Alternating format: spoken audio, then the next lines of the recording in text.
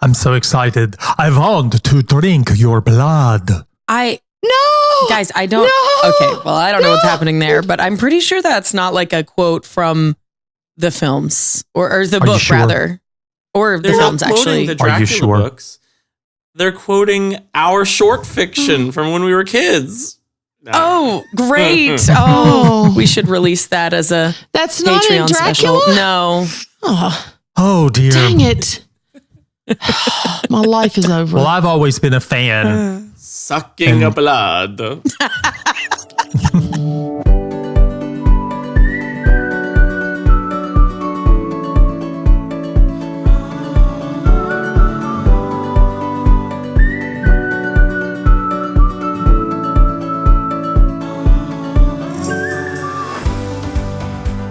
Hey, welcome to the podcast today. And for another Christmas episode, we're going to be talking about Dracula. Listen. We know how to pick Listen, baby listener, by the time you see this, it will not be Christmas for you. It will be the middle of the season where you are like in the gym, like getting swole, losing weight. You are probably on a diet right now because it's January, and you know what? You haven't quit yet. You haven't quit yet because you're killing it, and it's still also a few weeks in, too soon to quit. Now, 2 weeks from now, I don't know what is going to happen, but I thought, why not introduce more Christmas cheer into your life by talking about the undead?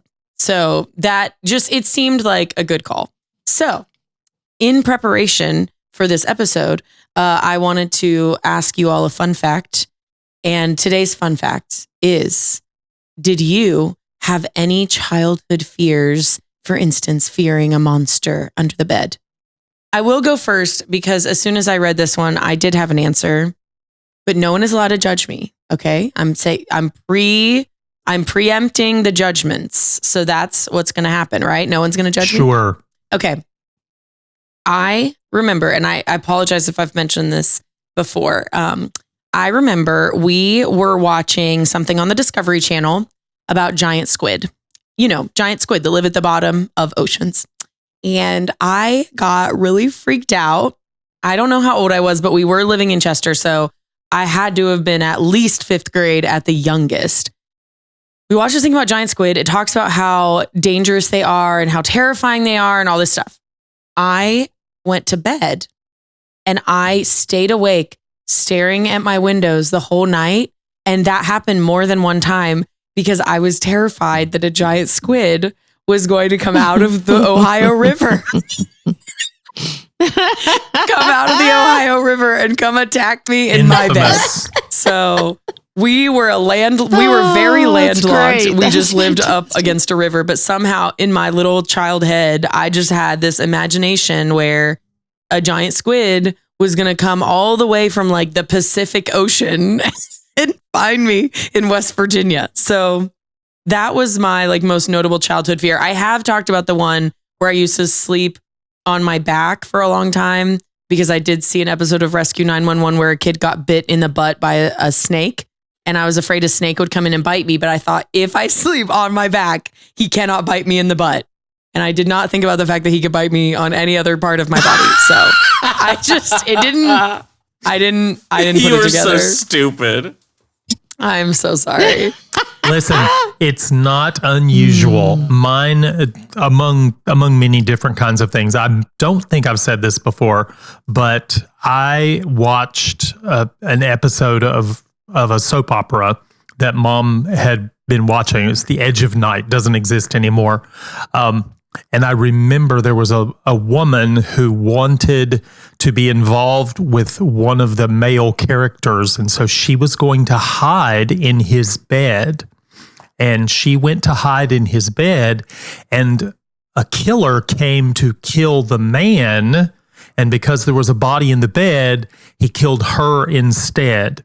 And so from that point on, I was traumatized, and it's like, okay, I can't sleep in a bed without covers on and things like that because they're going to protect me from the knife that stabbed the person. So see, you're not the only one. Listen, it is important that we like pay attention to what little children are watching. Little children are crazy people. Oh, it's Oh, okay. good. Everyone's going to be scared of Yeah. something. Let them be scared of something. Yeah. You know what? that's it. I'm going to put on that movie where Leonardo DiCaprio gets basically eaten by a bear. And I'm going to show that to my kids every night before bed. And I'm going to be like, my brother said you had to be afraid of something. So I chose what you should be afraid of. That's right. Choose. But the good thing is, after you encounter the bear, you can hollow him out and take out all his innards, and then you can sleep in him for warmth if you're in Arctic Yeah, tundra. that's Star Wars. That Revenant scene, by the way, is an excellently done. yeah, It's why are so we, good. Yeah, why are we talking about Dracula? Wondered how they did We're that. talking about. We're talking about fears. I want my kids, sorry, I don't wow. want my kids to be afraid of vampires because those are real. So I'll make them be afraid of bears, which are not real, Yes. You know, birds. I am a paranoid person. And the form that took when I was a little boy up through high school, for sure, was that I would just be in bed and I would think, yeah, there's a good possibility there's someone hiding behind my bed ready to kill me right now. Oh, And I'd just be All thinking right. about that all night, and I'd go to bed. I'd wake up in the morning, think, well, there certainly could have been someone there, and they just didn't do it. So my family, except all my family older than me, except for one cousin, is dead. They're all gone. So I can tell things that a few years ago, my mother would have hunted me down and beat me to death for saying out loud. So nobody's it's going okay. to beat you to death now. Nope. And I have to just be very honest with you. Just over the top of my monitor, I'm looking at my mom's ashes in an urn, and I'm still kind of afraid to say this. Okay. So when I was little, we lived in a rural town. You did, in fact. And we weren't beside the river, but we were close to a river. Okay. So, Oh my gosh, were you afraid of a giant in squid too? No, but in the spring, we would have mice problems just in the area, like not just our house or whatever. And one night, my dad had his foot out from under the covers and a mouse bit his toe. And somebody was stupid enough to tell me that. And so I had a mortal fear of mice. And one Saturday morning, I was in elementary school. My brother rushes into my bedroom, shakes me awake, and says, Dad got the rat. Okay, my dad had a mouse trap out that he had been trying to catch this one. I say mouse. I don't think any of them were huge rodents, okay? But we said rat.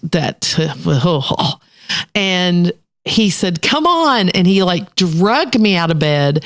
We run outside our house. I see my dad running across the living room with a broomstick in his hand, swinging it wildly, cursing and swearing.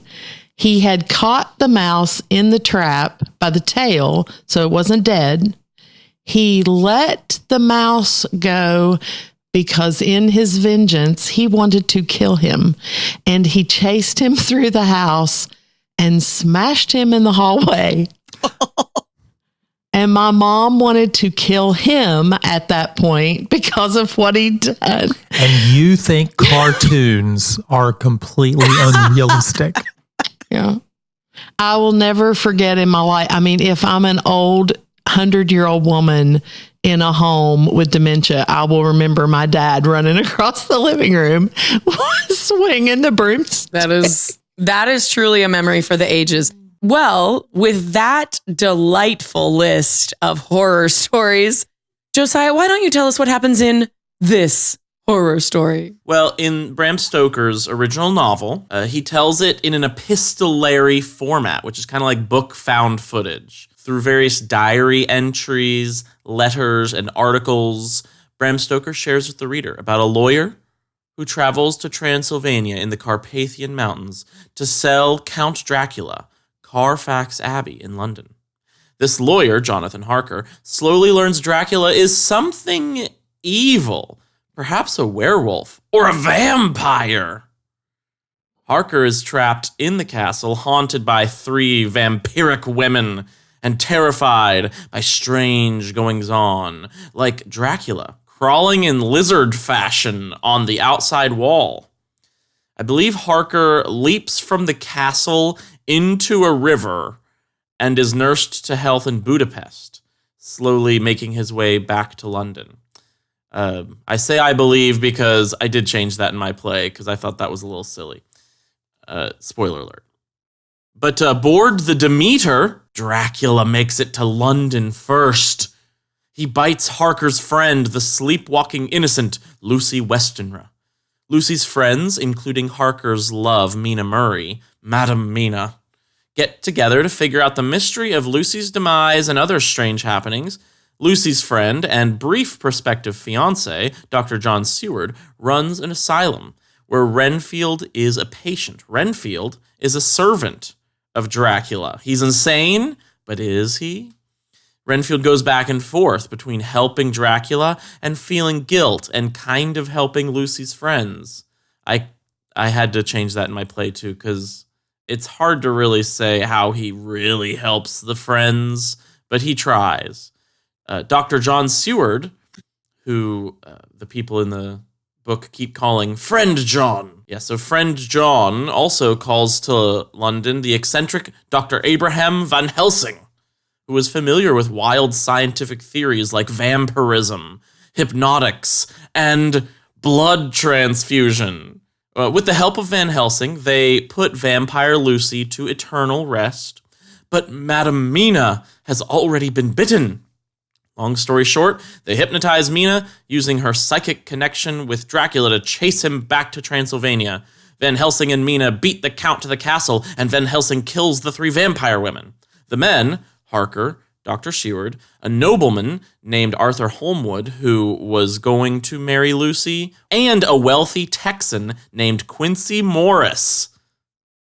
He's the comic relief. Those men, instead of going to the castle, they intercept some Romani. Literally, specifically, they're the Shakays, who are transporting Dracula before they can reach the castle. They fight the enthralled Romani, and Quincy Morris stabs the sleeping Dracula through the heart with not a stake, but his big Bowie knife. But Quincy is mortally wounded by the Shakays. Harker and Mina are happily married in the final chapter, which is a time jump, reminiscing about their amazing friends and the vague, crazy memory of a weirdo Transylvanian spreading plague across London. I really enjoyed the part of the book that talked about the relationship between those men. They had been on adventures before, which is why, Quincy is part of the group. He was really kind of the leader. That's what wealthy people would have done in that time. They would have gone on adventures, big hunts to Africa or this, that, and the other. So you don't get that in the movies. They don't really develop that part. And I understand why, but I do think it's a fascinating. It is also why Jeremy Clarkson's show, when they made their own show, was called The Grand Tour, because the Grand Tour was what people would do. They would go around the world, they would have adventures, and they would do things. And so that's where that name came from even. This was released in the late 19th century, and I obviously there's a lot of things that you wouldn't say today in a book about women, but I also thought in the book it was really interesting, and at least I'll talk about this a little bit, but like in the films that I watched, it did not feel this way necessarily, but I also thought that it was cool that Mina was considered a really valuable, like she had a lot of valuable information. She was given a lot of agency. And I think that that's kind of cool, especially considering the time. And I don't think she was sexualized in the book either. It wasn't her sexuality that was valuable. It was her contributions as a human. Van Helsing says she has a man brain with a woman's sensibility. Yes, with a woman. I thought that was hilarious. Those are things you might not have very progressive. You might for the time. not have wanted to say, but it did it did speak of her in a very progressive way. And actually, through the different films that we watched, and we actually watched a few different ones, one of the things that kept coming up to me was agency. You know, in the novel, Mina was a very smart, very wise woman.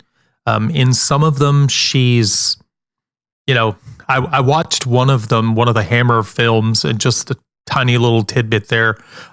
When Renfield is attacking Mina, she's slinging her arms, but none of them ever hit him. It's like she's not even trying to keep him from choking her to death. She's just screaming. Well, I wanted to kind of explain the format of this episode is going to be very different from our typical ones because this is one of the most obviously prolific works that's been made into film. I mean, if you look up like list of all Dracula movies, there's like a ton. I think A Christmas Carol is probably the only thing maybe that's had more adaptations. So, spoiler alert, obviously we're spoiling or did spoil the book of Dracula, which you knew. However, we are going to discuss 5 different films. So here's the spoiler alert for those. We're going to talk about the Lugosi film, Nosferatu, the 1922 silent film version, Bram Stoker's Dracula, which is the one from the 90s with directed by Coppola, featuring Keanu Reeves and Gary Oldman. We're going to talk about the 1977 BBC TV film, and then Renfield, which is not a direct adaptation, and we'll talk a little bit more about why. And we'll kind of explain to you as we go through these, the person who is responsible for watching it will give you like a breakdown of like, why is this one that we chose? Some of the ones we didn't cover, but are like the most kind of notable, kind of oldest to newest. There's a lot of older ones too, but the Wes Craven Dracula 2000, Van Helsing in 2020 or 2004. The Last Voyage of the Demeter was released in 2023, which like takes that, which is discussed briefly in the book. It's just based on one chapter. There is another Nosferatu that was released in 2024. We specifically didn't cover that, at least in my head, because of the sexual content. It is ridiculous. Now, IMDb calls it moderate, but I read over what it is and I didn't feel like it was very moderate. There was also a Hungarian film called The Death of Dracula that was released this year, 2025. And in the last month or so, Dracula, also called Dracula, A Love Tale, and in some countries renamed Bram Stoker's Dracula, was a French-Italian film that was released just this year. There will also be another Dracula film coming out. Mom, did you say it's February, March, something like that? Yeah, February 6th, actually, the day before my birthday. So yeah, we might even watch that and come back and do a quick mini review that we released just on our Discord, where we talk about like our feelings on that. So, format of this episode, we're going to talk a little bit about the book, a little bit of trivia about Dracula and all of those kinds of things. And then each of us will just present 1 or 2 films and just kind of talk about our thoughts, and we'll discuss. We're not going to go through individual changes like super granular through every film, but we'll just talk about what they changed, what we liked, our general thoughts on it, and then we'll end with a little bit of fun mini game stuff. All right, Mom, do you want to get us into the book trivia stuff? Woohoo! Yeah. So book release was May of 1897. That's quite some time ago. Oh, that was A little before you were bit born, ago. Dad. Barely, but yes. Love it. The book rating for Dracula on Goodreads is 4.02 out of 5, and that's 1.4 million ratings. Well, Dracula is the 7th of 18 published books by Bram Stoker. Reviews were mixed when the novel was initially released in 1897. Some loved the level of fright, while others said that the horror level was much too high. In the 20th century, the novel was thought to be the most influential book of Gothic fiction, the pinnacle, if you will, of vampire fiction. Okay, so 18 published books. It was the 7th. 18 I just looked published up the books. list. I recognize 0 of the other books that he has written. There's one that's like a short story thing, Dracula's Guest and Other Weird Stories.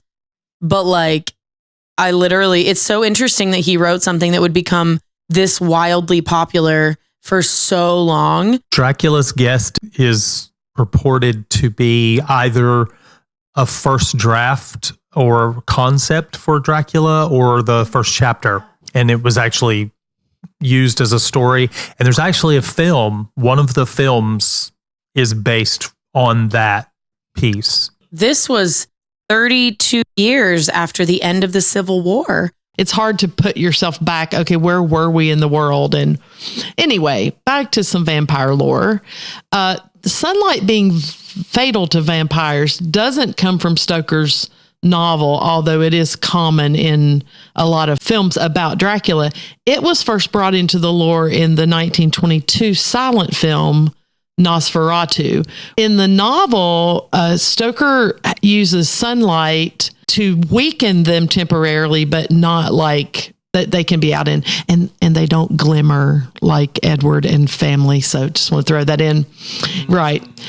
In fact, Stoker gives vampires like a convoluted set of rules, including specific time of day transition. Like there's sunrise, sunset, and noon when they can change form from dust or mist or bat, wolf, or even like a ray of moonlight. So he had some very interesting parts in there of daytime, but he didn't make sunlight fatal to them. So I thought he kind of expanded what sunlight meant. I was just going to say, getting ahead of myself, that Coppola's 1994 Dracula is probably the only film I've ever seen come close to exploring the idea of Dracula operating in daylight and being weaker, but not being like really harmed by the sunlight. Yeah.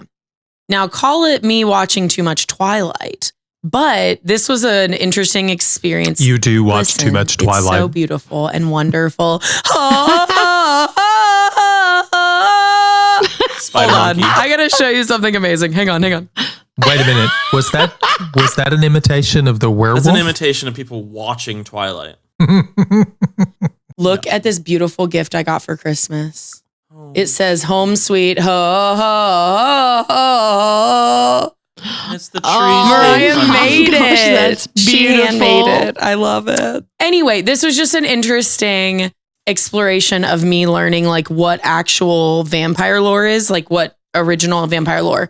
Stoker's book was the originator of 3 main ones that vampires have to be invited into the home, which is a huge theme of most vampire stuff, like traditional vampire stuff. They must sleep on Earth from their homeland. That's an important one. Yeah. And then they show no reflection in mirrors. In ancient folklore, it's believed that the mirror reflects the human soul, of which Stoker's vampires had none. And that kind of goes back into like Native Americans, like didn't want their picture being taken because they didn't want their soul being captured. And like, yeah, there are many like traditions that follow that same kind of thing. So I thought that was really interesting. And it was fun to like learn, you know, what was introduced by Stoker, what was established, and what kind of changes. Interestingly enough, you know, we mentioned Twilight in jest there. They don't use a lot of traditional he makes jokes about that. Yeah, we can go out and blah blah. True. But they do use the soul issue. That is all through that whole series of books where they don't do they think they have mirrors, a soul, or is their soul worth anything or whatever. I think that's interesting that is a theme. There were some progenitors to Stoker's Dracula that came before. John William Polidori's The Vampire from 1819, a tale of an aristocratic vamp with powers of seduction. Sheridan Le Fanu wrote Carmela in 1872, not too very long before, with the main character as a lesbian vampire who can transform into a cat. Stoker's work was compared to Villains in the Italian by Anne Radcliffe, which was written in 1796. The Monk, written by Matthew Gregory Lewis, also published in 1796. And nobody said this, but another monster had already been created in Mary Shelley's Frankenstein in 1818. Which we will be discussing pretty soon, actually. I've heard it said that Mary Shelley's Frankenstein was kind of the pinnacle and progenitor of Gothic science fiction, whereas Dracula was the progenitor of Gothic supernatural fantasy. The inspiration for the titular character Dracula is most commonly believed to be Henry Irving, an actor who portrayed the character Shylock in a production of The Merchant of Venice at the Lyceum Theater.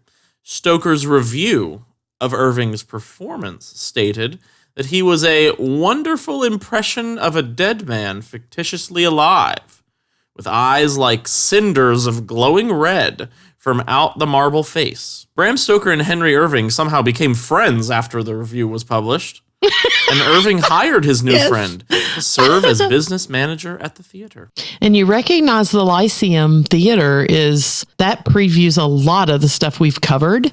When it previews in London, when it premieres, it's at the Lyceum. So I thought that was pretty cool that Stoker, that we have lore, that goes all the way back. I think that's pretty awesome.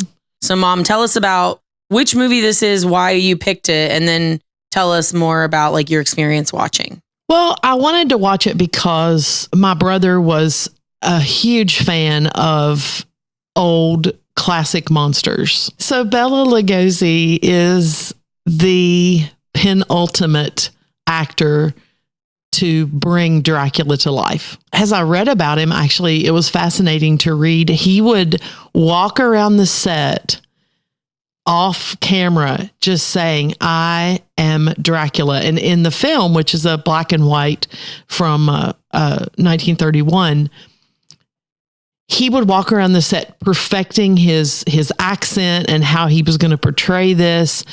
And it was wild how many things I read about the actors around him and the cast or crew that, he took this so seriously. He was so into this. And it launched his career into the very creepy, ominous character. He played several other roles that were similarly like thrillers or things like that. And he also brought the haunting stare of Dracula. He brought that to life on the screen. And so the story actually begins with Renfield going to Castle Dracula to finalize his plans to move to Carfax Abbey. And then once he's there, he turns Lucy into a vampire. That's like one of the first things he does when he gets to the city. She roams around, stealing children, killing children. The film, it is not graphic at all. Like when you see Dracula going to bite or even when Mina goes after John in this iteration, it's not Jonathan Harker, it's John Harker. You only see them coming up close to the person's neck. So it's a very clean film as far as... You never even see his teeth. No, they don't show sharp teeth either. So then after Lucy's been turned, the Count focuses his attention on Mina. Dr. Van Helsing is called in at that point by Mina's dad, who is Dr. Seward. Dr. Seward's actually the head of the sanitarium where Renfield is a patient. And he calls Dr. Van Helsing in to diagnose Lucy's failing health because he can see his daughter's getting weaker. And then he realizes the true identity of Dracula and sets out with Dr. Seward and John Harker to defeat him. So that's how they change the book around. You've got some basic characters there, but the film does turn a lot of this around. The Count speaks very little. He does not have a lot of dialogue like we saw in a couple of the other things we watched. A lot of stares. I mean, it's a lot of stares, I'm telling you. So there's no Quincy either. He's gone. Renfield is dressed in just normal street clothes, and he kind of roams freely through the house. I think there's one time that he gets out of control and they take him and lock him up because he's getting a little frantic and crazy. Isn't Renfield basically filling Harker's role in the Lugosi film? Yes. I kind of think so. They combine the two. He plays Renfield, who has the mental problems, who is part of the book, but he's also rolled into Harker, who is the one who went to Transylvania. And So John Harker in this film is literally Lucy's fiance and concerned for her, and kind of oblivious and very, very skeptical of everything that Van Helsing wants to do. And it's kind of an odd thing. And I'll get into some of that, why I think that is in a moment. Dracula never blinks his eyes on camera. And this was a huge thing for Lugosi. They used it throughout his career. And anytime you see him, there's never a blink, which kind of ramps up the creepiness of the stare. There was a plan initially for Universal to sink a massive amount of money into this film adaptation and make it as close to Stoker's novel as they could. Then the market crashed in 1929 and Universal decided to stray away from that because they didn't know if it would be wise at the time. So they adapted the film instead from a Hamilton Dean stage play that Lugosi had also starred in as the Count. Edward Van Sloan also reprised in the film as Van Helsing. He had been in the play, and Dr. Seward was also played by the same person in both stage play and film, was played by Herbert Bunston. So the film's incredibly short. It's an hour and 14 minutes long. The focus was on Lugosi's portrayal, and a lot of the film is his haunting gaze. I mean, I was surprised how many times you see him going, and it's, and For he was audio great at only it, listeners, but it was a she's lot. making a stare that is like Bela Lugosi as Dracula. I think this is the first of many examples of, for no reason at all, these adaptations switch Mina and Lucy. I don't understand it, because there's basically not a Lucy in this, right? There's not a Lucy character from the novel, but Mina's role is called Lucy. Well, Mina is Dr. Seward's daughter. I mean, they switch a lot of that, flip a lot of it around, but Lucy is bitten first. She And then is there transformed is a Lucy first. who So lives longer. I don't think they really resolved Lucy's. There's a lot of stuff not resolved, I'll tell you. The movie was horrible. It wasn't fleshed out well. There were so many missing pieces to it. The acting was awful. Mina and John, well, one, they have no chemistry, but he's kind of a dilly. He's just a very shallow. They're shallow characterizations. He's very unobservant. Yeah, he's kind of like a male Lucy. Really, she's like she's kind of flighty. Yeah, and so there's a scene where she sits on the out on the balcony of the sanitarium, which is also their home, and she has fully become vampiric at this point. She's been with Dracula enough. She's wanting to bite him and go after him, and she gets the creepy stare, and he's oblivious to anything that's going on. It's very uncomfortably strange. Then I read that David Manners, who played John Harker in the film, he reportedly stated, in interviews and things post-production, that the whole thing was a mess. He said the director was so unfocused and uninterested in the film at the point where they finally started shooting it. The whole cast was like that. He and Mina's actress, the actress who portrayed her, they would cut up and joke around so much on set. People would get very distracted and frustrated by it. And he said the only one serious in the cast was Lugosi. And he was known to be a total focused professional in most of what he did.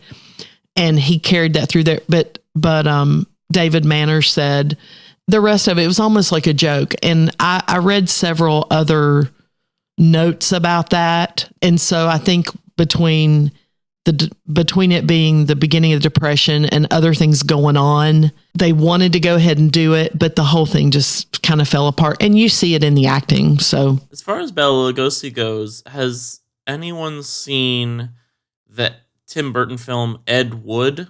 Yes. I was a big fan of that. I've never seen one of my that. favorite Tim Burton movies, where Johnny Depp plays this B grade horror film director from the 50s.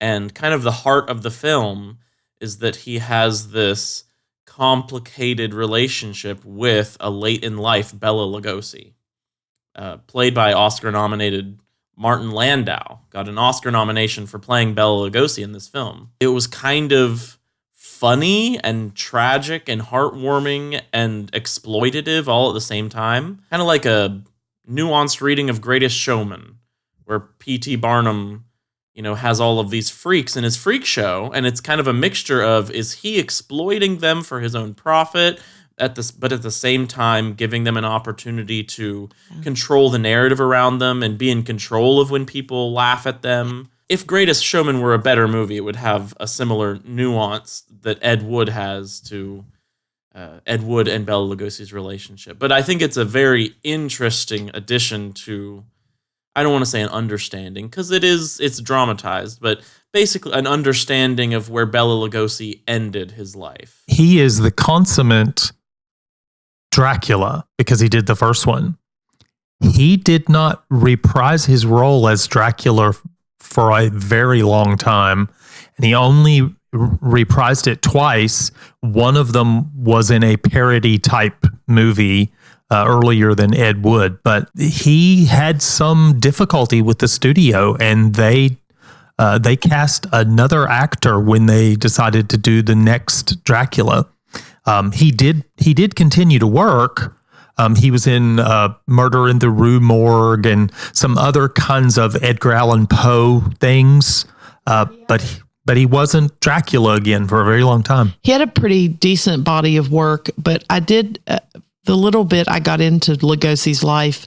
He also had kind of some unfortunate things happen to him throughout the course, and one of the roles he took, he agreed to like $100 a week which was hugely underpaid for other people in the cast, but he just wanted to work. He just wanted to act. And so I kind of felt like his life was kind of a series of unfortunate events. He played opposite Boris Karloff, who became Boris took the role of Frankenstein, which Lugosi didn't want. So the monster of Frankenstein, excuse me. And then they later played opposite each other in one of the monster films, and apparently Lugosi made half of what the other actor made. So it is kind of tragic that he's the one who kind of set the bar and we still use several of those things for Dracula's. It released on February 12th, 1931 in New York, and then February 14th, 1931, the rest of the U.S. Rotten Tomatoes gives it a 96. So the worldwide box office was 1.4 million. Their budget was 341,000. So it was an initial success for them. It's that just even in my head thinking that we're in Depression era, the beginning of the Depression, the first few years, it still sounds like a lot, but people were still going out to see it. Maybe it's one of those, we've got to do something for leisure. I mean, maybe it's just the outcome of that where you would be willing to do it. So it's pretty cool. And then one thing I did note that I thought was interesting, Dracula's castle was a painting on glass in front of the camera. And then they took a real coach and drove it past the camera, traveling across the road in one of the big scenes of their movement across the country. So I thought that was kind of interesting. So I'm glad I picked it. It does remind you that things that we remember from childhood are usually much smaller. Do you ever go back to somewhere you lived or somewhere you visited and you're like, was it that little? I think that like places and events and stuff. And so I thought, but it was a good experience watching it. It was fun. All right. What was the next film we covered? Of course, we're going to do the Nosferatu 1922 silent film. Of course. Yes, perhaps the first major Dracula adaptation, though it was unauthorized. It wasn't officially, legally a Dracula adaptation. There might have been earlier ones. I think they're lost media, but this was either the first or at least the first surviving or at least the first major Dracula adaptation. Because there were lots of legal problems with adapting the source material, there are going to be a lot more differences and similarities. So I thought that I would cover the similarities between the novel and the film for this one. Okay. I would also love to hear, I've never seen this one, so I would also love to hear what they do end up making the film be about, like a 1 to 2 sentence plot, if you don't mind. Well, there's a normal young guy who sells a house to a count in the Carpathian Mountains. The vampire named Count Orlok, he's not named Nosferatu, terrorizes the normal people in their homeland, which is Germany, not England. There's a Renfield type. Yeah. Oh, yeah. It's a German film. It's all okay. It's so all that German. Sense. That was the why. There's a Renfield type character who serves the vampire. I don't think he died in the movie. I think he lives to the end, unlike in the book. Okay. And there's a Van Helsing type character who basically fills that same Gandalf role, coming in and guiding them as the old man. There's a doomed woman. There's a Mina type character named Ellen, who the main character guy, the Harker stand-in, he loves. And Mina does play a direct role in the vampire's destruction. It is a little more regressive than the novel because she basically tempts him with her innocence so that he sucks her blood for so long that he doesn't notice the sun coming up, and then the sun comes out and kills him. And that is the first film portrayal of sunlight hurting or killing a vampire. So Nosferatu invented that, and it did stick around. The big changes, not just like changing the names of people and places. The big changes, I would say, they put a lot of emphasis on the Demeter stand-in. It's like an hour and 20-minute movie. There's a lot of time they spend on the sea. I was watching it. It was hard to get totally invested in a silent film just because my palate is not 100 years old, and it is tough to enjoy silent films. But in my head, most of what I remember is being on the sea. Because I think there was the Demeter, and then I think in the end, there's another ship. Couldn't keep track of what was happening there. Very confusing. There's a little more of Nosferatu spreading plague across Germany. So I think in the novel, Dracula is biting more people than just Lucy and Mina, but it's kind of just mentioned in newspaper articles here and there. But there's a whole montage that really focuses on it. In the Nosferatu movie, I heard one person talk about how the Spanish flu would have been like 2 to 4 years prior. Yeah, it ended in 1919. Yeah, I think it was like 18 and 19 is the Spanish flu. So this film came out just a couple years after Spanish flu ripped through Europe. And they used plague as a theme. Hey, it would be much like one of the films that came out just prior to the COVID pandemic. Yeah, the one we watched like the second month of COVID and went, "This is what? What is this?" Sorry. No, right. It's like, yeah, this wasn't intentional. Okay, sorry, I can't get too far into that because I'll. Yeah. Very odd. But yeah, a lot more emphasis on the plague being spread, which may have been because it would have been very familiar to Germans in 1922, and they would have all sympathized with, oh, wow, Nosferatu's super evil. He's doing that thing that we all hate. But a lot of it's just simplification. The guy does go to the Carpathian Mountains to sell the house across the street from him, by the way. It's not like some abbey in the city. It's the house. The Harker stand-in sells the Dracula stand-in the house across the street from him. Okay. Yeah, totally. Wow, it would have been hard to get a realtor then. Is there ever understanding of why he looks the way he does? No, he just looks like a rat bat. Yeah, he's disgusting. which is not from the novel. In the novel, he's an aristocrat. One of the things that comes from Nosferatu that carries through most of the films, though, is the long fingernails. And those were part of the character of Nosferatu. They were not part of Bela Lugosi's Dracula. But Edward had beautifully manicured fingernails, Of just course, for yes, anybody that wondered. Skin of a killer. good. Dracula in the novel has a big bushy white mustache, which I think is funny. And so it's fun to see these different interpretations. There was some almost retroactively uncomfortable thoughts of whether Nosferatu was designed as a Jewish stereotype in 1920s Germany.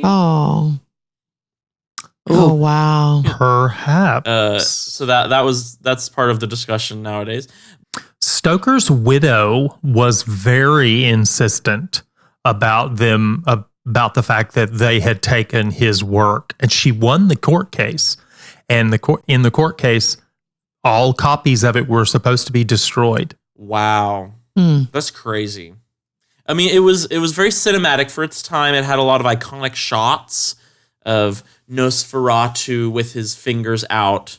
The shadow of and I say Nosferatu. That's his species, not his name. Is that like stance from this movie? Is that the first thing that like introduced that? Because that's become like a thing. Mm-hmm. Yeah, with him, his hands out. I think that, I don't know, it's a blink and you miss it thing in the novel. Did you all catch when Nosferatu was mentioned in the book? I think that Harker is talking about all of the folklore that he experienced on the way up to Castle Dracula. And they're like, yeah, they call him a Vrolok or a Nosferatu, or I think it means vampire. But I think that Nosferatu, the word, it's unclear on the etymology. I saw one video talking about how it's not a Transylvanian, it's not like a Hungarian word.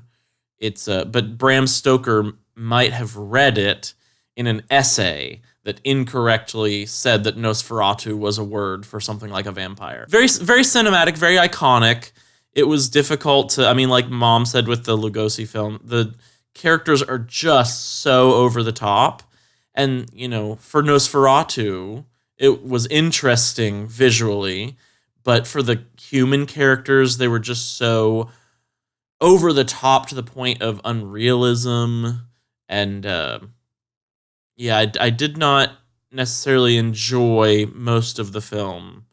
The best parts were, just like the Lugosi film, the best parts were the shots of Nosferatu being weird. Except, can you imagine him trying to hide in regular society to basically be unnoticed? It's like, that he would be noticed anywhere he went. Similar to that, I did watch at least one reviewer talk about how the camera shots in the Lugosi film, there were some absolutely breathtaking, beautiful camera shots where the camera would move or do something, but they didn't take advantage of that. He said, obviously, the talent was there because they had some of them in the film, and they showed a couple of examples where they would either traveling across the country or looking back, they'd pan back to see maybe some of the castle or whatever.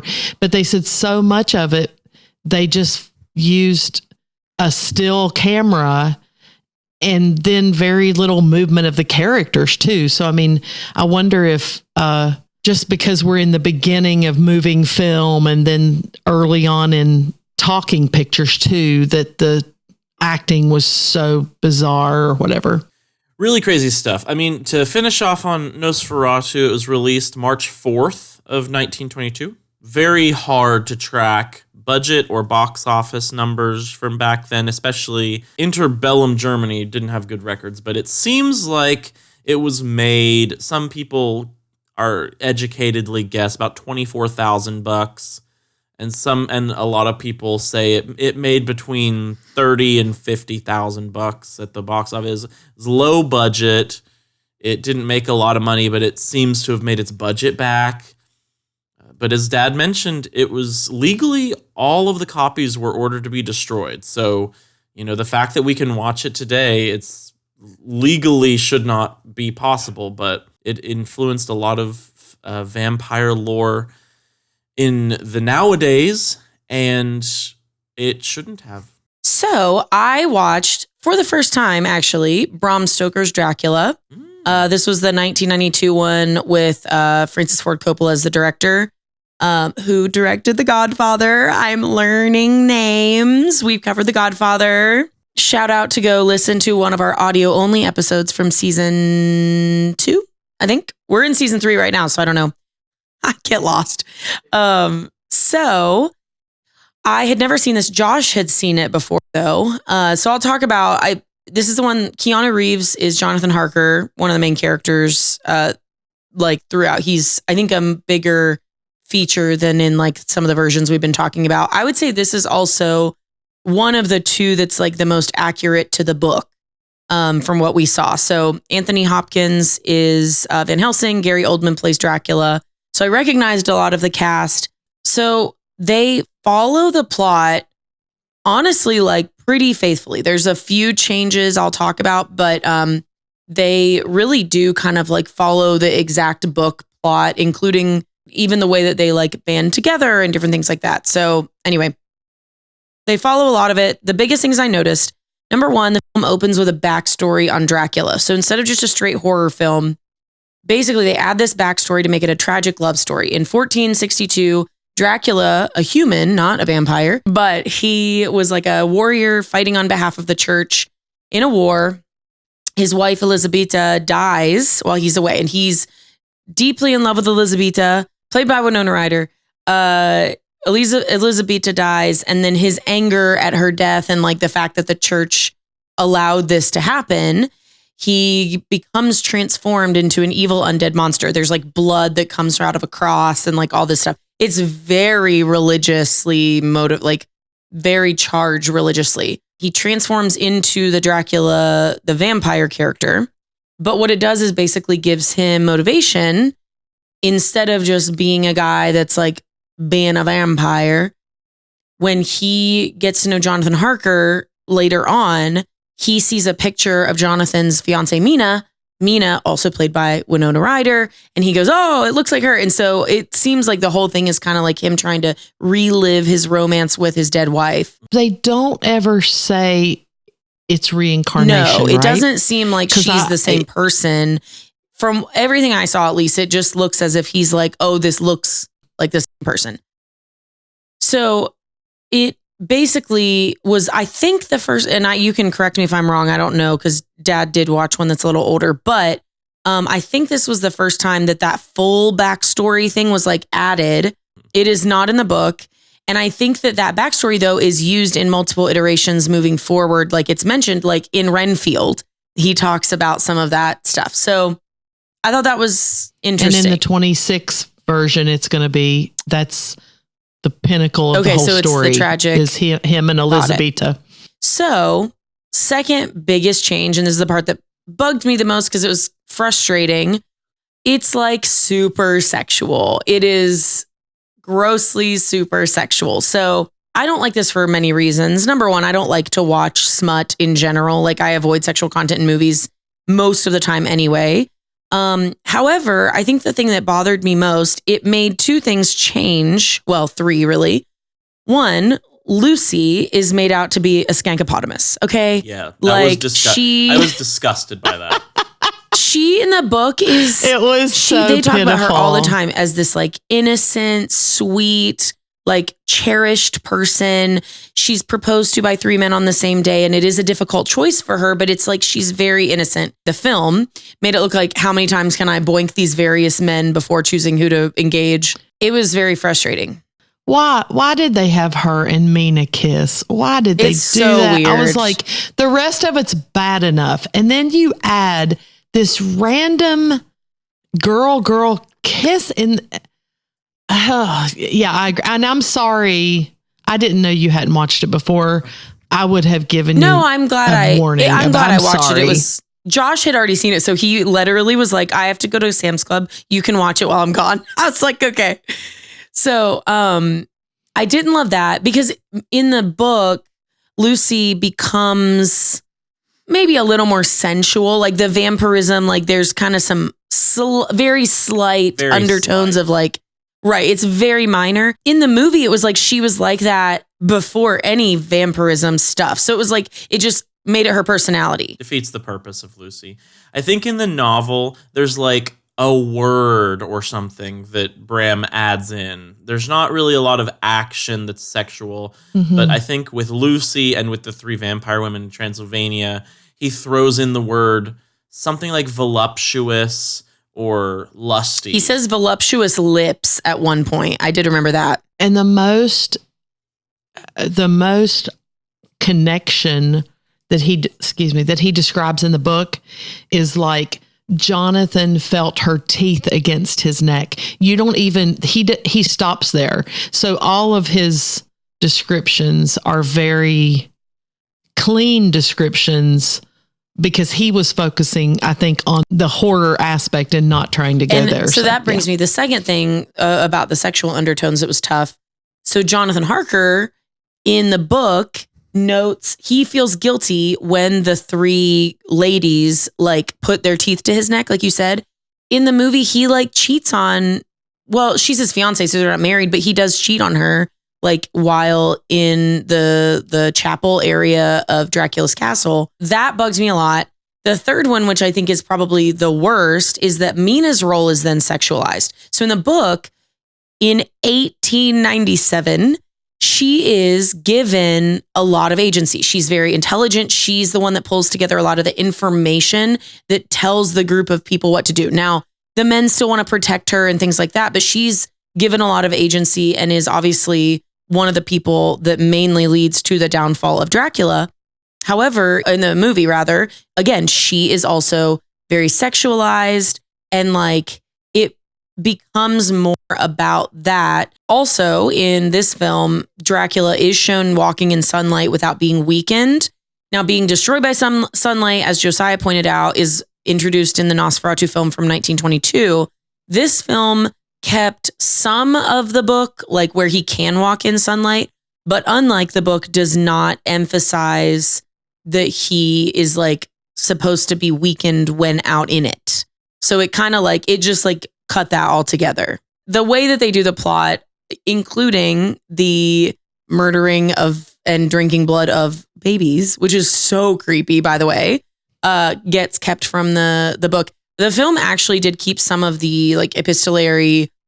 It's not all like that, obviously, you see it on screen, but they do hear not only different POVs, but also like them reading letters from like Jonathan reading a letter he wrote to Mina and so on and so forth. I think the other thing they added, and tell me if this is incorrect, but Mina makes a lot of comments in the movie about how rich Lucy is.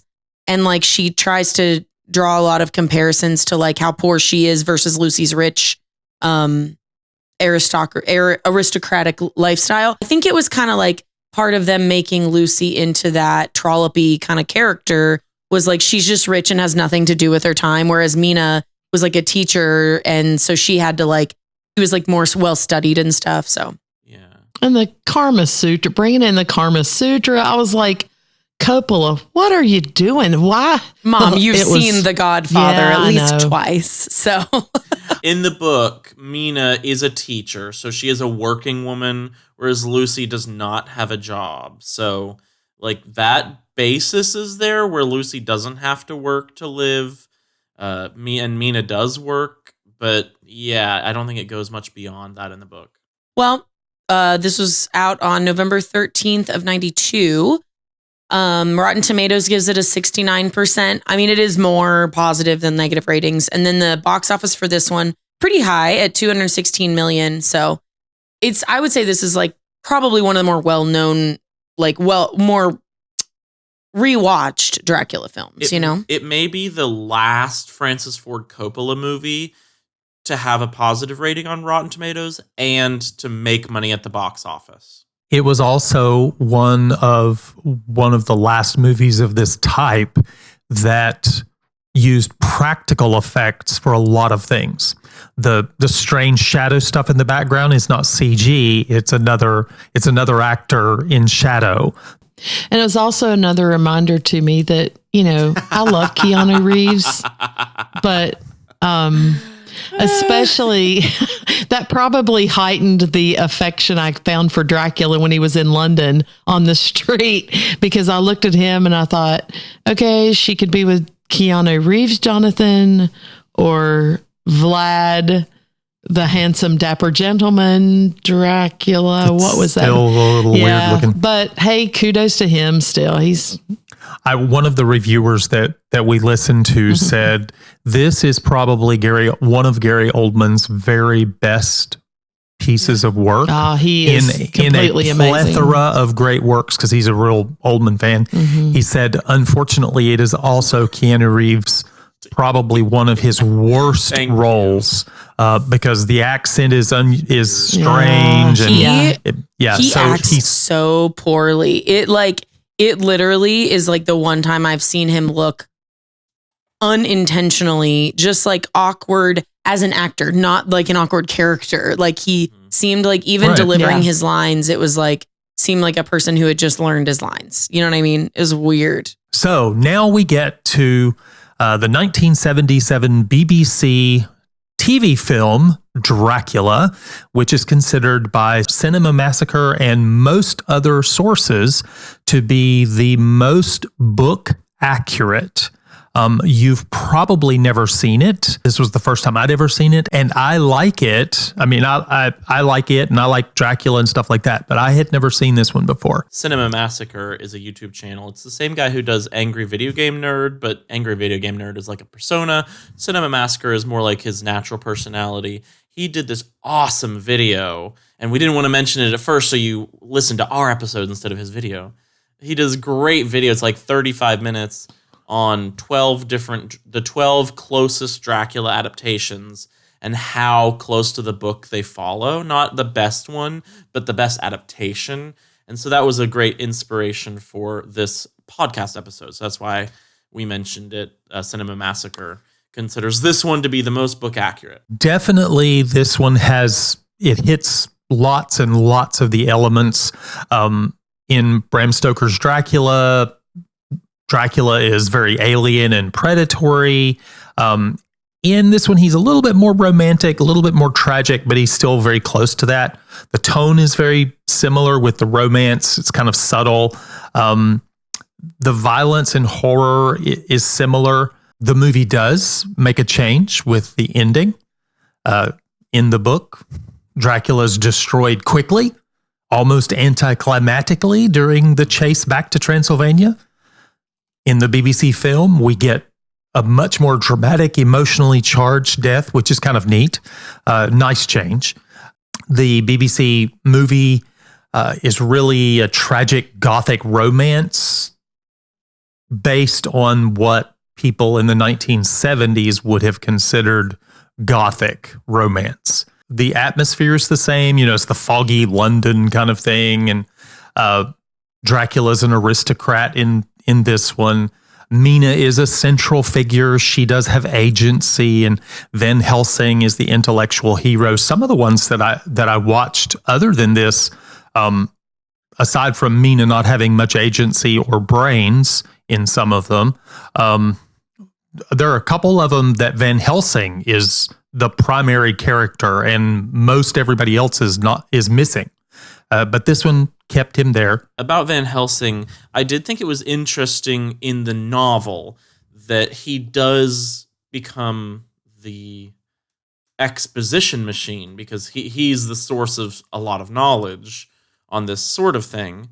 And he occasionally might have diary entries and stuff, but he is kind of he's incorporated as one of the friends, as one of the he's the new addition to the friends. And I think it's natural. I mean, in my play, Van Helsing doesn't come in until Act 2, and yet he does have more lines than anyone else in my play. That is interesting, because most of the films, Dracula has some of the smallest lines overall. So, as far as characters are concerned, Dracula's more romantic and tragic in the BBC version than he is in the novel. His relationship with Mina is more in the foreground, a little bit more like some of the other more recent films. In the novel, Lucy's demise is very much horror and moral corruption, but it's less graphic in the film. I mean, you can understand that. They were doing it for TV, so the audience would have been more general audience, which is what G is supposed to mean, or at least originally should have meant. They kind of lean on the psychological as opposed to the physically horror stuff. I did look at a couple of different things. I had a couple different thoughts. The film, the 77 film, reshapes the material from fear, invasion, and moral panic from Stoker and makes it more somber, gothic tragedy. It also, I think, moves a little slower. It is 150 minutes, I think, something like that, somewhere around that. And it was originally released before Christmas, and then later was re-released as 3-part miniseries, 50-minute episodes. The BBC film comes the closest, although you still miss the way the book builds the horror. The diary entries, the different writings and things like that just kind of keep layering on top of each other in the book, and none of the films are able to really do that. Probably Coppola's does the better job of that. It was a very, very slow pickup in the book for me. And that, I think that is harder to do in film, but I would agree with your assessment. Yeah. So it was, you could have bought the BBC version when it came out on DVD, in 2000, I think it was. I like the book's build up. One of my biggest problems with the pacing of the book is after Mina collects the information to know everything about Dracula, and before they get to Transylvania, I think is too long. They basically solve the problem, and then there are so many chapters before they physically solve the problem. They solve the mystery, and then multiple chapters before they solve the problem physically. Multiple chapters. I was listening to it at 1.2, and there was still over 4 hours left once they decided this is what we have to do and we're headed there. And I said to your mom, who had already finished reading or listening to it, I said, there's still 4 hours. Is there some kind of after thing? Nope. It just takes that much longer to get there. How much of the movie was Harker at the castle? Was it, how much of the 150 minutes would you say it was a half hour? Maybe, yeah. If I remember correctly, it established him in his relationship. It didn't start with him at the castle. It established his relationship. Then he went and then spent some time and then came back. So you were already introduced to Mina and Lucy at the beginning. You see, Renfield in the Lugosi film, but you see him or Harker in the carriage going across the countryside in a few different things we watched or read about. You see that part of the beginning where they meet the townsfolk who are terrified, or the people in the carriage who, when they realize where he's going, it's like, and so there's a lot of them use that, to establish the fear part. But one thing I'm finding as we have talked about the different things we've watched, it seems like filmmakers in general are wanting to bring in either a more romantic, whether it's smutty or more love story connection into their retelling. But I found the book very engaging. More gory. Or more gory. You know what I found? The book to be very Christian. It was very much... Yes.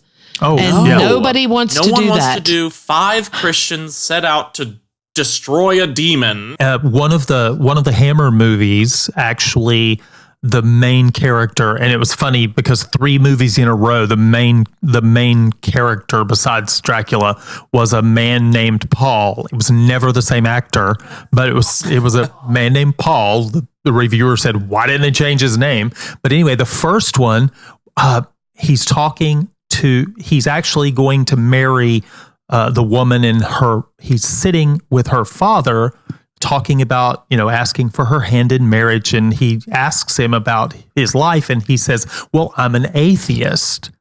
And so it's the first one of the movies that really kind of turns that it's very Christian on its head by saying, okay, the main protagonist is going to be an atheist. But by the end of the film, he realizes that the only thing that can defeat Dracula are these religious things, and so he believes in their effectiveness, because when he first uses them, he doesn't believe and they don't work. He pulls the stake out, throws it back at him, all those kinds of things. I think a lot of the iterations do make Van Helsing speak religiously, but it's like they want to shy away from the tone of the book, where it was these 5 Christian people on this quest to go against this evil. On Rotten Tomatoes, it did, the 77 version got an 80%, and I understand that was IMDb said 7.2 out of 10 with more than 2,000 users. So it was well received. It was pretty well critically acclaimed for being a faithful adaptation. And Dracula was portrayed by Louis Jourdan, who is a French actor, and he's a very handsome man. He reminds me of he has a look that my mother would have said was just very handsome and very clean looking. And so he had played several leading men or romantic roles in his acting history. And so I thought he was a good romantic representation of Dracula for sure. The last Dracula related film I wanted to cover when we were kind of doing these, and this one will be quick because it's not like a direct adaptation, but I loved Renfield from 2023. I've watched it several times. I think it is a blast. So I just wanted to kind of touch on it. If you haven't seen it and you are into like that horror comedy kind of idea, I think you would like it. It stars Nicolas Cage, Nicholas Hoult, and the Don't Be Suspicious, that guy. I can't remember his name. Ben Schwartz. The 3 of them are kind of 3 of the most main characters, and Awkwafina. So it's a horror comedy. Renfield is in a support group for people in codependent relationships. And it's hilarious. Like, he talks about how, like, it's so funny, like all of the connections they make. So it keeps the film backstory that I didn't mention, but this is from the 92 Bram Stoker's Dracula film. This is not in the book. That Renfield was not just a patient of Seward's. He was actually sent as what do they call it? Not an attorney, but they call it solicitor. Yes. Solicitor. He was the one sent first before Jonathan Harker to Transylvania to meet Dracula and send him. Yeah. And I think that was a little bit born out of the Lugosi film, sending Renfield and not Harker. And then Bram Stoker's Dracula kind of split it into 2. They kind of like tweaked. Yeah. Okay. So in Renfield, the movie, he originally says he met Dracula by like going as a solicitor to Transylvania. He was not a patient in a mental institution.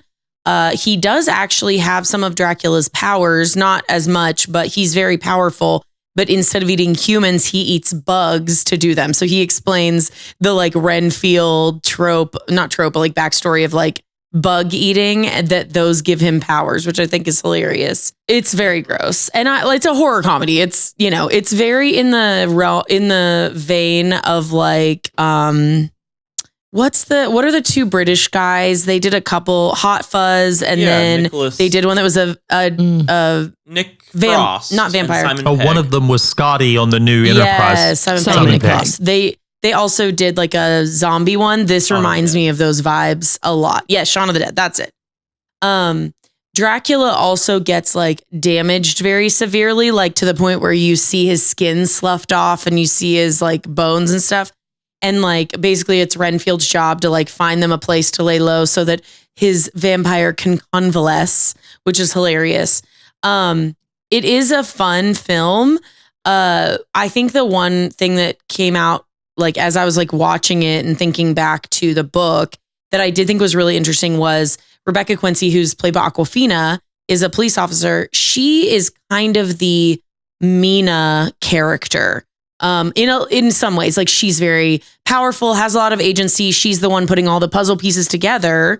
And ultimately, she and Renfield take Dracula down. But Renfield's desire for her, although it is romantic in this movie, whereas in the book, he's not like romantically interested in Mina.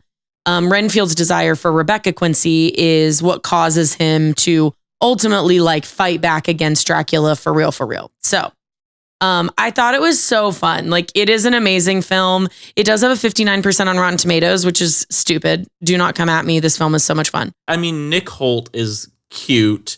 And was it Awkwafina playing Rebekah Quincy? Yeah. And I like Awkwafina. She's very funny. But Nick Cage really makes the movie for me. Nick Cage's Dracula my gosh, is just he's hilarious. Wish fulfillment. This is a year before The Menu, which is the chef related story that Nicholas Hoult was in. Yeah, where they're out on an island and he plays a very creepy, weird character. And so I think that's the reason I brought it up. He excels at that. I think he can come across really either awkward or just strange. He pulls that off. You can believe that, I guess. Do you realize that John Williams, the famous composer, composed for a Dracula film? Oh, I did not know that. Was it the Coppola one? One of ours? Not one of the ones we covered. It was the 1979 Dracula that has Frank Langella in it. Fun. Cool. He composed in 1979. Dracula. That's pretty cool. Renfield only made $26 million at the box office. My guess is that it did not hit its budget, but it was still, I will say, kind of after COVID, it was still released really quickly on film or from film to streaming. So it was released on April 14th in theaters. The digital and Blu-ray release was June 6th. So they didn't give it very long, but. Well, Rebekah, do you know so the two Dracula films you watched, what is the familial connection? What's the family connection between two major players in those two films? There's a nephew-uncle relationship.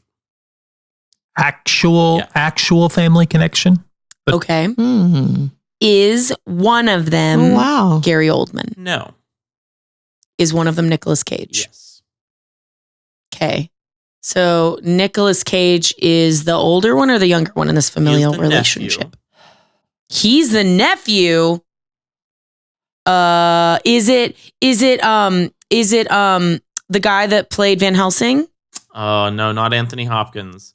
He is the nephew of the director, Francis Ford Coppola. Nick I did not know that. That's wild. Nicolas Cage's real last name is Coppola.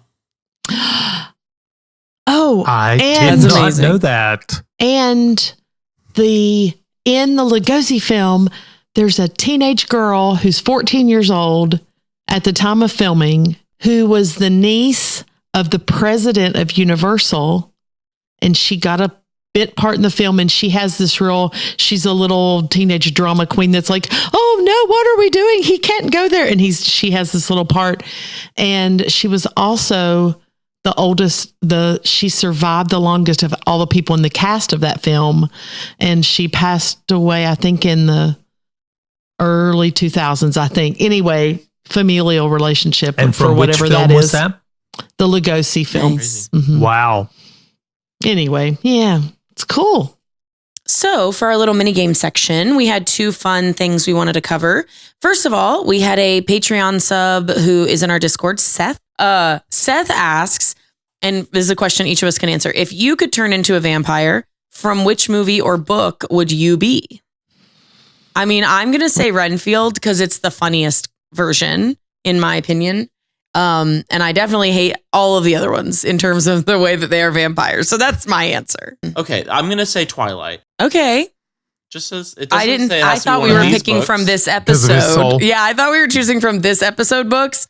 Oh, I would want to be a Twilight vampire gosh. if I had to choose. I would be a Lost Boys vampire. Of course. Probably the Interview with a Vampire. What is that kind of vampire again? Well, it's Tom Cruise and Brad Pitt. Oh, so you just want to look like Tom As Cruise the- and Brad as Pitt. the Okay, got it. vampires. They're Great. very, it is. I mean, there's sexual content there too, but I mean, honey, There's a- vroom, vroom. Look at, There's Oh my gosh.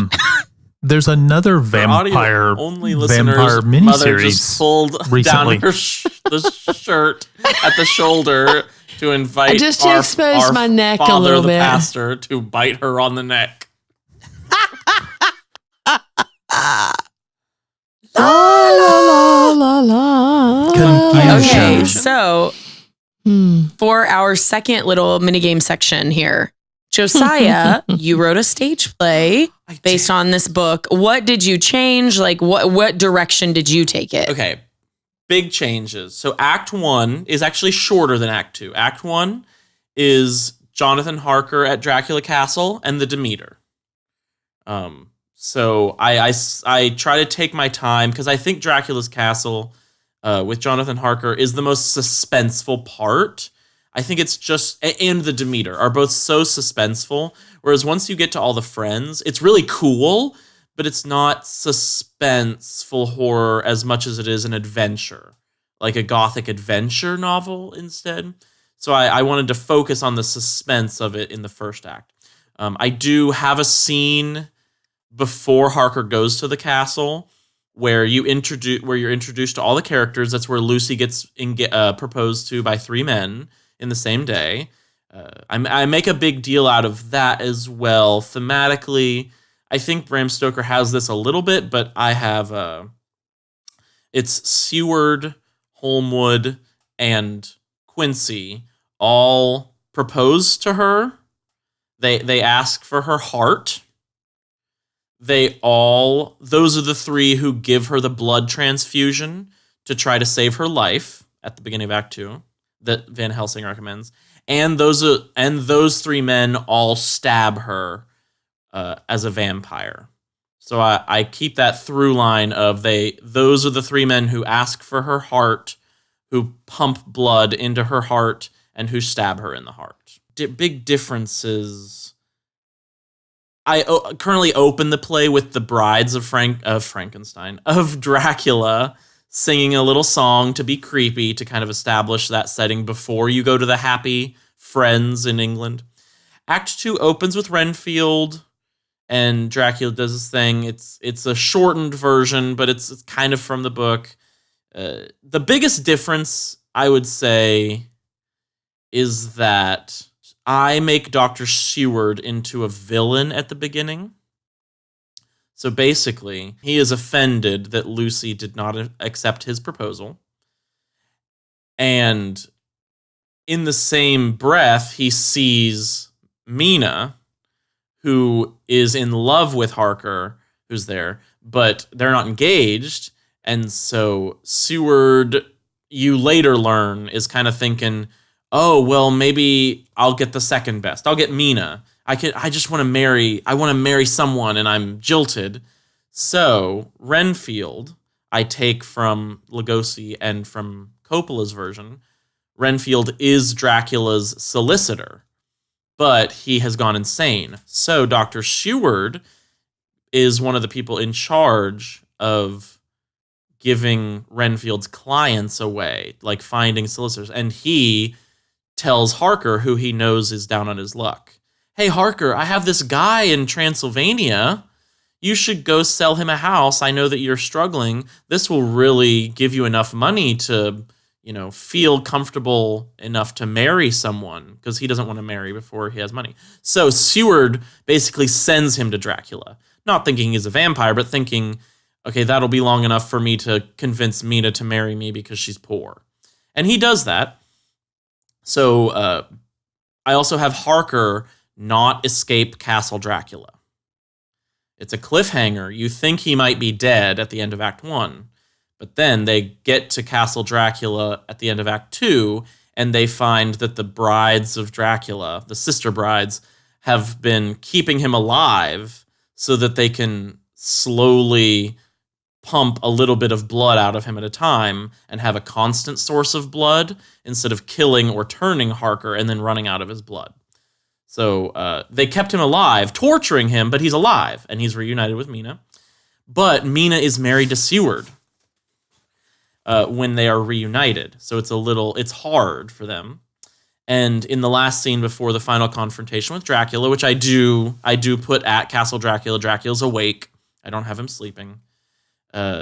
Seward has had this change of heart. He starts feeling bad about everything.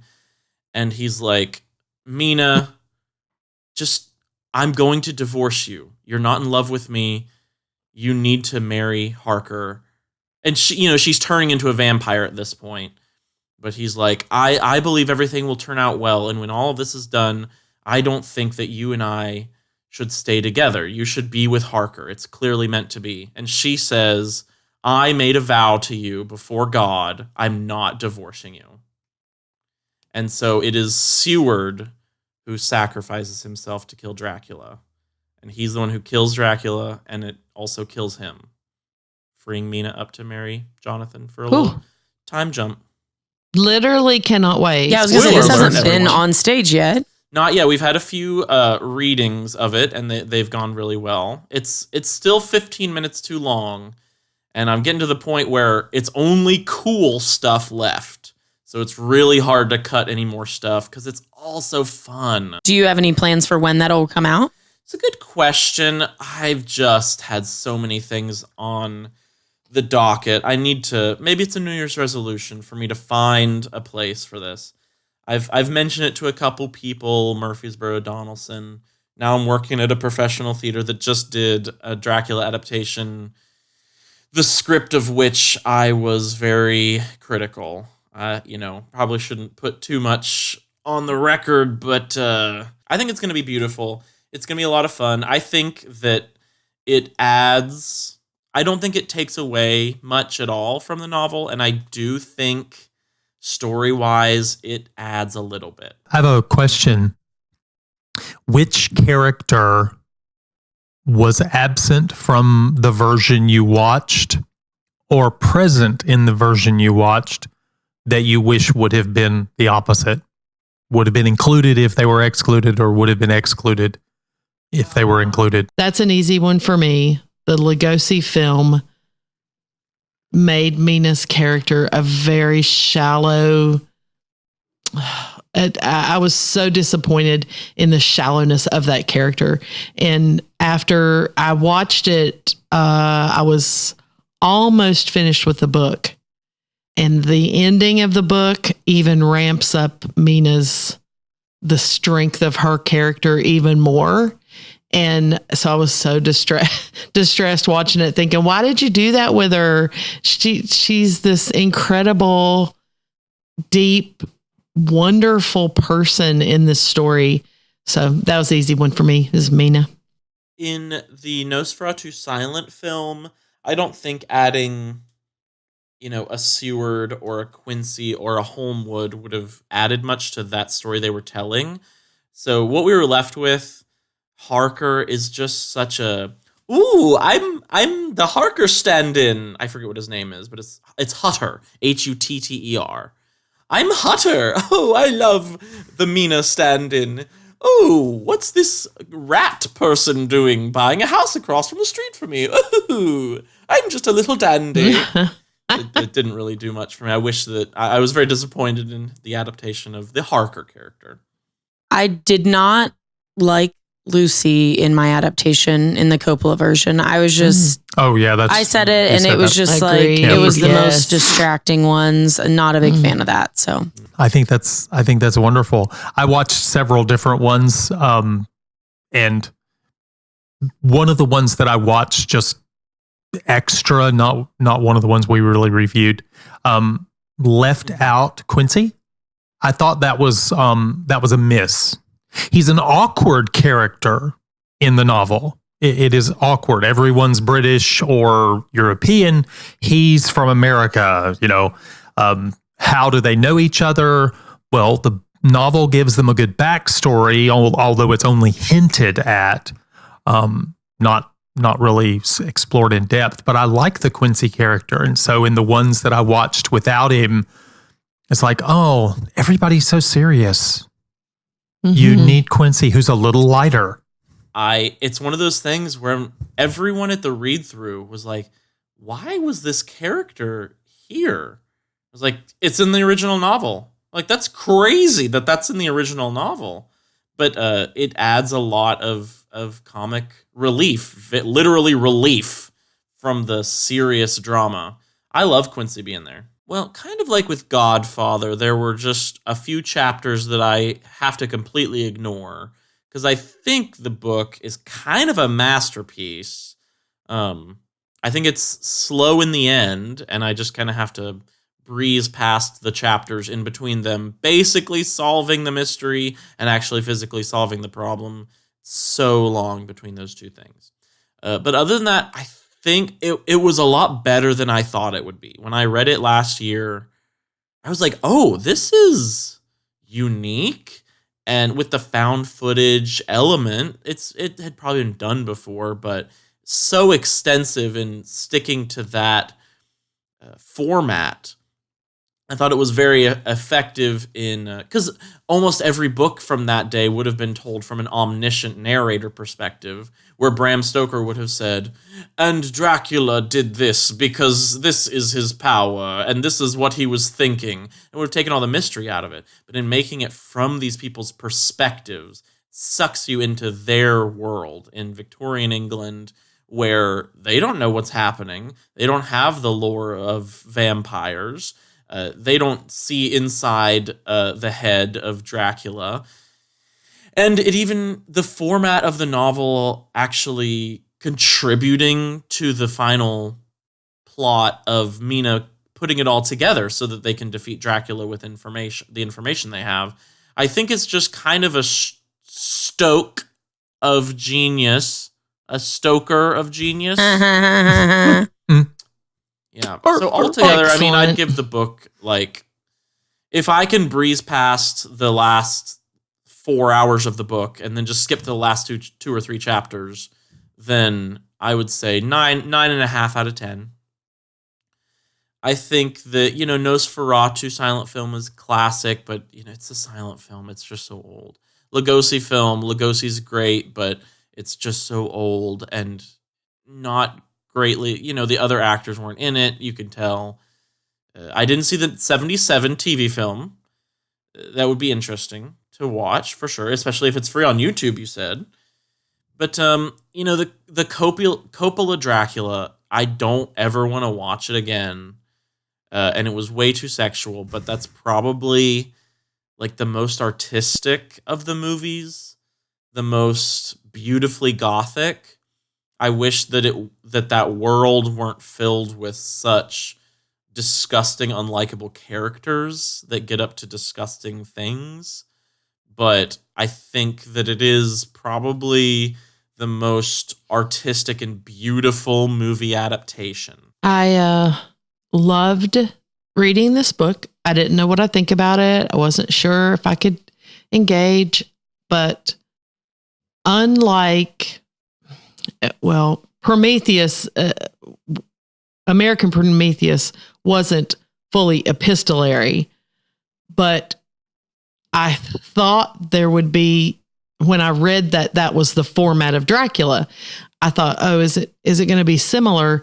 But it wasn't at all. Like he used this format in such a beautiful way, and I was drawn into it and wanted to know, like, some of the things we listen to. I try to keep up, with things and make sure I'm on point with things, but the book doesn't grab me. This one grabbed me. And so I would give it probably a 9.5, 6. I mean, I loved it. I agree that there were some slow parts. I wondered how Tim has alluded to it and Josiah just alluded to it, how that last 4 hours would work. Now it developed the characters and it developed Lucy. I mean, it developed Mina into this just amazing woman that you would aspire to be. But, I love the language. I love the Victorian language. That was very captivating to me. This is a very kind of a stressful time in my work right now. This time of year is very stressful. So that gave me some breath. It gave me some breathing room to hear this different, I don't know, it just took me out of things and I loved that. And then as we've talked about a couple of different times, the character that he created of Mina was just unbelievable. Her faithfulness to God, her faithfulness to Jonathan, her determination, even after the Count had gotten her, that was crafted. I mean, it was crafted masterfully and I loved it. So the movies we watched, I pretty much in line with what Josiah was saying. I did love the 77. That was fun to watch and see a lot of even lines straight from the novel he would use. So I thought that was pretty cool. To know that there was conflict off screen with the Lugosi film, it was kind of heartbreaking because it could have been more. But yeah, I've enjoyed doing this. I love looking into the lore of the whole thing, as well as the pieces that we watched and what we read. So, I thought it's hard. I had a really hard time with the book. Slow pacing for me is it's one of the hardest things that I face in getting myself to read more, in continuing a book. So I really struggled. I was planning on reading the Kindle version and the last few weeks have been insanely busy. So I listened to the audiobook, which takes me 3 times longer than reading on Kindle. And I was like, when is something going to actually happen? I struggled a lot. So I'm going, because it is such a classic and it is really well done. The book itself and the story is incredible. I will still give the book a 6.5 out of 10, but I could not, it was so hard to force myself, but I loved the story. It was just the pacing was oh my gosh. So I really struggled with that. I would probably give the Coppola film that I watched probably the same rating, 6.5 out of 10. I thought it was really good for what it was. It was not really my cup of tea. And there were a few things in it that I was I had pretty major, why did you make the story that way? Issues with. Renfield for me is an 8.5 out of 10. I love it. I have a blast with it, whatever. So I think in general, I think this is such an interesting story. I think something I noticed that I wanted to even point out in this section is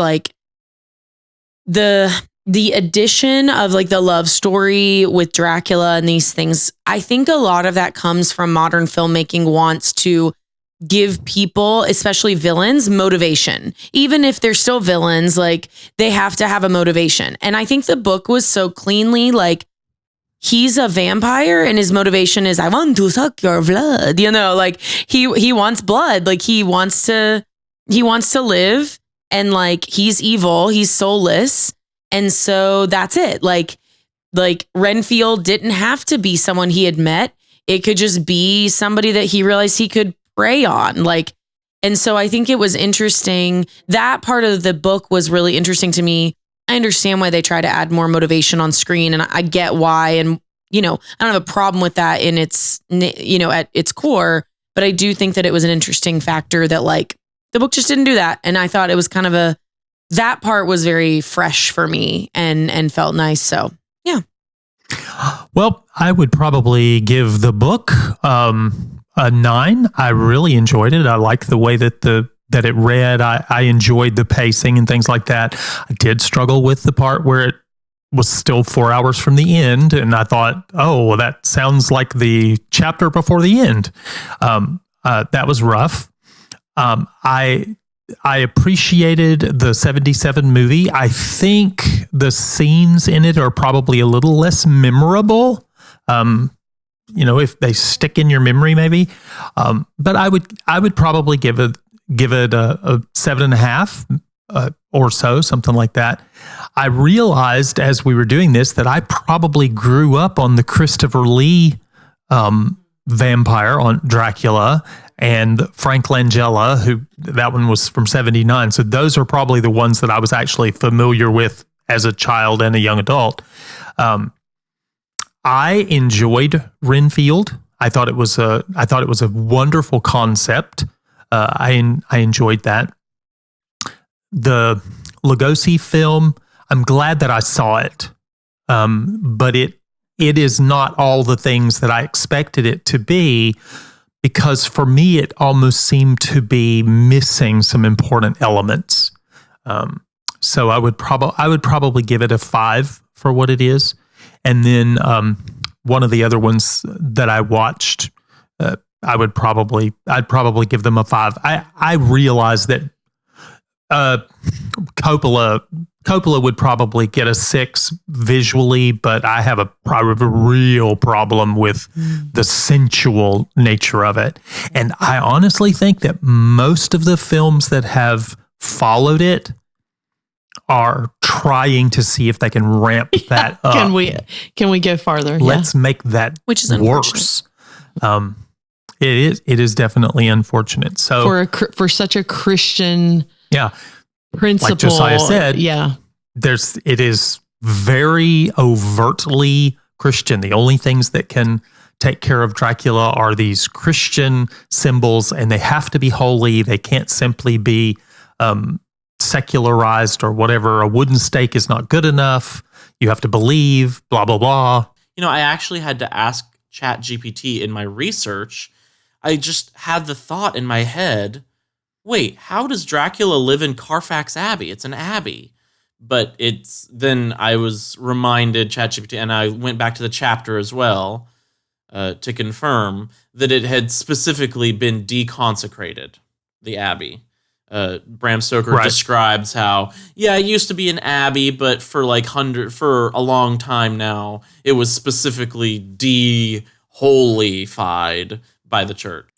We've seen some shows recently that have talked about that. This used to be blah blah blah Catholic Church or whatever, but it has been whatever word they use, and so they do strange things there. Nice. Well, I think that just about does it. If you had fun today, please leave us a 5-star rating or review. We also have a Patreon. If you want to join our Discord, you'll need to find us on Patreon first. There's a link to the Patreon in the description. We will do a quick update on the new movie and our review of it that comes out in early 2026 and drop that in our Discord for subscribers only. Patreon is also a great way to get updated on new episodes. If you want to sign up even as a free user, you'll be able to set that up for notifications or emails to come through when we drop new stuff. So would love to have you join us there. You can also enjoy having some fun with us on social media. We've been doing a lot of really fun stuff. Thanks to Mom for all of your hard work there. Follow us at Book is Better Pod on basically all the major platforms.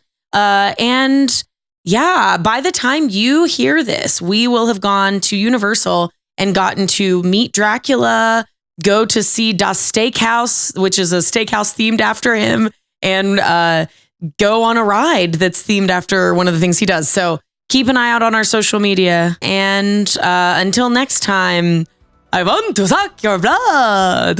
Goo goo gaga. Don't throw me in a bag to the brides of Dracula. Goo goo gaga. Wow.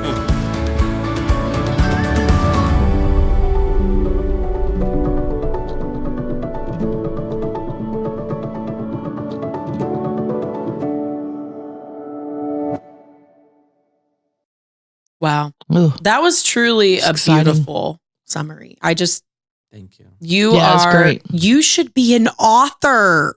Oh. You should I write. should write something about Dracula. You should write plays. Or you should continue. Even a play about Dracula.